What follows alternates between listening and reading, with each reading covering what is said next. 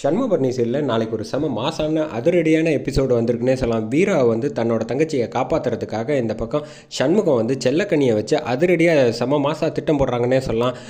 அதுக்கு முன்னாடி வீடியோ பிடிச்சிருக்குன்னா எவ்வளோக்குள்ள பிடிக்குமோ அவ்வளோக்குள்ள லைக் பண்ணிட்டு பார்த்தா பேச கொஞ்சம் மோட்டிவேட்டாக இருக்கும். ப்ளீஸ் சப்போர்ட் பண்ணுங்கள் ஃப்ரெண்ட்ஸ்.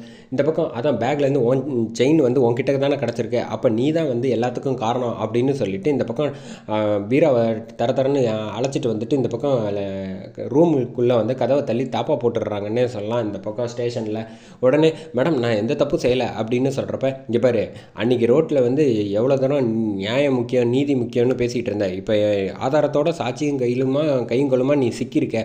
அப்படி இருக்கும்போது வந்து எதுவாக இருந்தாலும் நம்ம வந்து அடுத்தது மேற்கொண்ட நடவடிக்கை தான் நான் எடுக்க முடியும். உனக்காகலாம் வந்து நான் மாற்றிக்க முடியாது எதையுமே. நீ மன்னிப்பு கேட்டுட்டு அன்றைக்கி என் பையன் மன்னிப்பு கேட்டான்ல, இப்போ நீ மாட்டிக்கிட்டு இருக்க, அதை வந்து நீ தப்பு பண்ணலன்னு நிரூபி, நான் தாராளமாக உன்னை விடுறேன் அப்படின்னு சொன்னோன்னே இந்த பக்கம் என்ன செய்கிறேன்னே புரியாமல் வீரா வந்து குழம்பிக்கிட்டு இருக்காங்க. இந்த பக்கம் முத்துப்பாண்டியும் வந்து தடுமாறிக்கிட்டு இருக்காங்க. எப்படி வந்து இப்போ வந்து வீரா மேலே வந்து புகார் எழுதுறது அப்படின்னு சொல்லி யோசிச்சுக்கிட்டு இருக்க சமயத்தில் தான் உடனே வந்து இந்த பக்கம் வந்து ஃபோன் பண்ணி சொல்லிடுறாங்க, இந்த மாதிரி சண்முகத்துக்கிட்ட வீரா மேலே வந்து பழைய தூக்கி போட்டிருக்காங்க, என்ன செய்கிறேன்னு தெரில. இந்த பக்கம் முத்துப்பாண்டி அவங்களும் வந்து தடுமாறிட்டு இருக்காங்க. உடனே வாங்க சண்முகம் அப்படின்னு சொன்னோன்னே இந்த பக்கம் சண்முகம் வந்து வேகமாக ஸ்டேஷனுக்கு கிளம்பி வந்துடுறாங்க.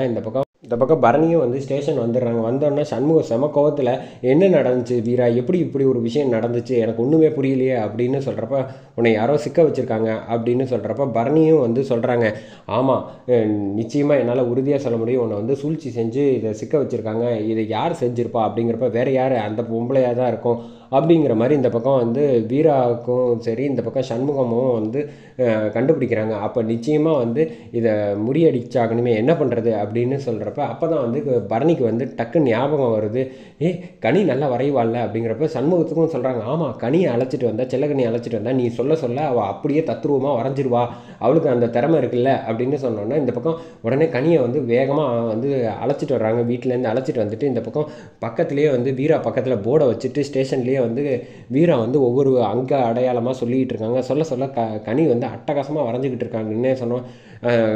வரைஞ்சி முடிச்ச உடனே வந்து அக்கா இதுவான்னு பாரு அப்படிங்கிறப்ப, ஆமாம் பக்காவா நீ கூடவே இருந்து பார்த்த மாதிரியே வரைஞ்சிட்ட, ஆனால் இதில் இருக்கிற ஆள் தானே என்கிட்ட வந்து இந்த மாதிரி சண்டை நடந்தப்போ என் மேலே வந்து பழியை தூக்கி போட்டிருக்கா அப்படின்னு எனக்கு சந்தேகமாக இருக்குது அப்படின்னு சொன்னோன்னே, சூப்பர் வீரா நீ ஒன்றும் கவலைப்படாத, உன்னை வந்து அதிகாரி ஆக்க வேண்டியது இந்த அண்ணனோட பொறுப்பு, நீ தைரியமாயிரு, எந்த தப்பும் பண்ணலைங்கிறத நான் ஆதாரத்தோட நிரூபித்து காட்டாமல் விட மாட்டேன் அப்படின்னு சொல்கிறப்ப இந்த பக்கம் கரெக்டாக இங்கே வராங்க. சண்முகம் வந்துட்டு முத்துப்பாண்டிக்கிட்ட பேசுகிறாங்க, ஆமாம் நீ இப்போ இவன் மேலே வந்து எழுத போறியா வந்து புகார் அப்படிங்கிறப்ப, ஆமாம் எனக்கு வேறு வழி இல்லை, அவங்க சொல்லியிருக்காங்கல்ல அப்படிங்கிறப்ப, சரி இப்போ வந்து இவளை அழைச்சிட்டு போகிறதுக்கு வந்து கோர்ட்டுக்கு எவ்வளோ நேரம் டைம் இருக்குது, நாளைக்கு காலையில் வரைக்கும் டைம் இருக்குது, நீ ஒன்றும் கவலைப்படாத முத்துப்பாண்டி, நான் வந்து வீராவை எப்படியாவது நீ அழைச்சிட்டு போகிறதுக்குள்ளே வந்து ஆதாரத்தோடு வந்து நான் வந்து அந்த பொண்ணை அழைச்சிட்டு வந்துட்டு நிரூபித்து காட்டுறேன், நீ தைரியமாக வந்து வீராவை பத்திரமா பார்த்துக்க, மற்றது எல்லாத்தையும் நான் பார்த்துக்கிறேன் அப்படின்னு சொல்லிட்டு இந்த பக்கம் சண்முகம் வந்து அந்த பேப்பரில் வந்து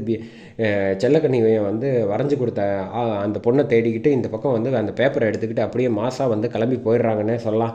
அந்த சமயத்தில் தான் இங்கே ஸ்டேஷனில் வந்து நடந்த விஷயம் எல்லாத்தையும் வந்து சந்தோஷமாக வந்து சொல்லிக்கிட்டு இருக்காங்கன்னே சொல்லலாம். இங்கே கௌதம் கிட்ட அவங்க அம்மா வந்து, நீ ஒன்றும் கவலைப்படாதரா, அவள் வந்து என்ன செய்கிறதுன்னு தெரியாமல் தடுமாறி கேட்டிருக்கா, அப்படி இருக்கப்ப நிச்சயமாக வந்து அவள் மாட்டிப்பா, நம்மக்கிட்ட வந்து இனிமேல் வந்து ஏன்டா நம்மக்கிட்ட வந்து பகைச்சிக்கிட்டோம் அப்படின்னு சொல்லி ஒவ்வொரு நாளும் வந்து நினச்சி வருத்தத்தோடையே இருப்பாடா அப்படிங்கிற மாதிரி வந்து சொன்னப்போ, ஆமாம்மா அவள் வந்து அழுதுகிட்டு இருக்கிறத பார்த்து நம்ம சந்தோஷப்படணும், எவ்வளோ தூரம் எல்லாரும் முன்னாடி என்னை வந்து மன்னிப்பு கேட்க வச்சா, அந்த குடும்பத்தையே வந்து உண்டு இல்லைன்னு பண்ணணும் அப்படிங்கிறப்ப, விடுறா அதான் செய்ய வேண்டியது எல்லாத்தையும் செஞ்சாச்சுல்ல அப்படின்னு சொல்கிறப்ப, என்ன நடந்துகிட்டு இருக்கு அப்படிங்கிற மாதிரி இங்கே ஸ்டேஷனுக்கு வந்து ஃபோன் பண்ணி விசாரிக்கிறாங்க.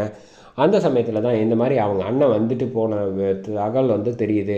இவ்வளோ தானே அப்படின்னு சொல்லிட்டு ஃபோனை வச்சுறாங்க. நீங்கள் லேசில் நினைக்காதீங்க, அவன் வந்து எப்படி இருந்தாலும் உண்மையை கண்டுபிடிச்சிருவான் அப்படின்னு சொல்கிறப்ப, அதெல்லாம் அந்த அம்மா வந்து பெருசாகவே எடுத்துக்கல. ஃபோனை வச்சுட்டு அவன் வந்து சண்முகத்தால் என்ன சாதிக்க முடியும், அது மட்டும் இல்லாமல் நம்ம வந்து அனுப்பின ஆளை அதுவும் ஆதாரத்தோட சண்முகத்தாலெல்லாம் வந்து எந்த காலத்துலேயும் கண்டுபிடிக்கவே முடியாது. கௌதம் நீ வந்து தைரியமாக இருறா, மற்றது எல்லாத்தையும் நான் பார்த்துக்கிறேன் அப்படிங்கிற மாதிரி இந்த பக்கம் அவங்க வந்து அதிகாரி வந்து அதிரடியாக பேசிகிட்டு இருக்கிறதோட பரபரப்பாக முடிச்சிருக்காங்கன்னே சொல்லலாம்.